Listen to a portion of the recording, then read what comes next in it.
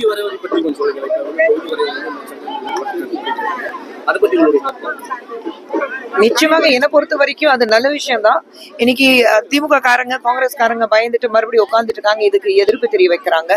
எல்லாமே வந்து ஒரு நம்ம நாட்டுடைய முன்னேற்றத்துக்காக நாடுதான் முதல்ல இருக்கணும், அதுக்கப்புறம் தான் மீதி எல்லாமே. நேஷன் ஃபர்ஸ்ட் ரெஸ்ட் ஆல் நெக்ஸ்ட்னா பிரதமர் மோடி அவர்கள் சொல்லிட்டு இருக்கிறாரு. அந்த வகையில இது டிலிமிட்டேஷன் பத்தி மட்டும்தான் திமுக போராடிட்டு இருக்கு. ஆனா அதுலயும் வந்து 33% பெண்களுக்கு ஒரு ரிசர்வேஷன் பில் பாஸ் ஆயிருக்கு. அதை பத்தி ஒரு வார்த்தையாவது பேசுறாங்களா? காங்கிரஸ்காரங்க பேசிட்டு இருக்காங்களா? இல்ல மாண்புமிகு முதலமைச்சர் ஸ்டாலின் அவர்கள் பெண்களுக்கு வாழ்த்து சொல்லியிருக்காங்களா? 33% நீங்க வந்து இத்தனை வருடங்களாக காங்கிரஸோட சேர்ந்த கூட்டணியில நீங்க இருக்கிறீங்க. எல்லா ஊழல் நடக்கும் போது நீங்க கூடவே இருந்திருக்கீங்க. நீங்க எவ்வளவு பணம் சம்பாதிச்சிருக்கீங்க, கோடி கணக்குல, லட்ச கோடி கணக்குல நீங்க சம்பாதிச்சிருக்கீங்க. இதை நாங்க போய் சொல்றோம்னா இதை வந்து அவங்களுடைய நீதி அமைச்சராக இருக்கும்போது பிடிஆர் அவர்களே சொல்லியிருக்கிறாரு. அந்த ஆடியோ எல்லாருக்கும் தெரியும். 30,000 கோடி என்ன எங்க வைக்க போறாங்கன்னா அது ஒரு இடத்துல. அது தாண்டி காங்கிரஸ் கூட இருக்கும்போது எத்தனையோ ஆயிரம் கோடி நீங்க சம்பாதிச்சிருக்கீங்க. அப்போ ஊழல் நடக்கும் போது நீங்க கூட இருக்கீங்க, மக்களுக்கு நல்லது செய்ய மாட்டீங்க.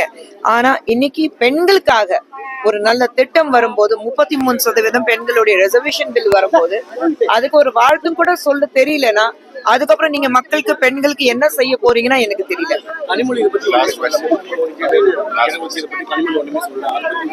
இல்ல யாருமே சொல்லலையே. இன்ஃபேக்ட் இன்னைக்கு கனிமொழி அவர்கள் பார்லிமெண்ட்ல பேசும்போது இது மையமா வச்சுட்டு நீங்க வந்து பிரவுனி பாயிண்ட்ஸ் தேடுறீங்க, நீங்க எல்லாத்தையும் அரசியல் ஆக்குறீங்க.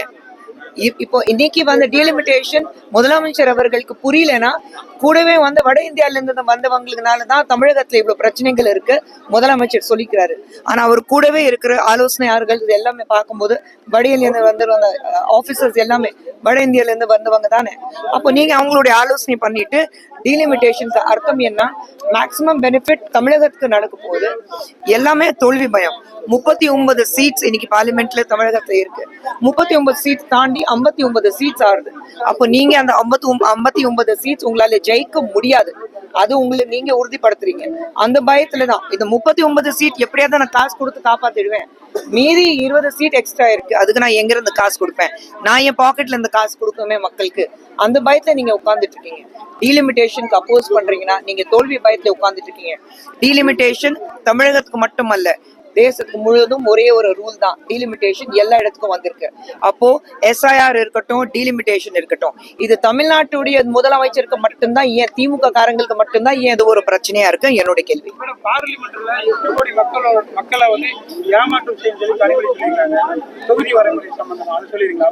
அதுதான் சொன்னேன். அப்போ அது பத்தி படிக்காம இருக்காங்க. படிச்சவங்க கனிமொழி அவர்கள் படிக்காம அண்ணனுக்கு வந்து ஆமா போடணும், திமுக சார்பாக நான் வந்து ஆமா போட்டுதான் ஆகணும், வேற வழி இல்ல, அதுக்காக தான் அப்படி பேசிக்கிறாங்க.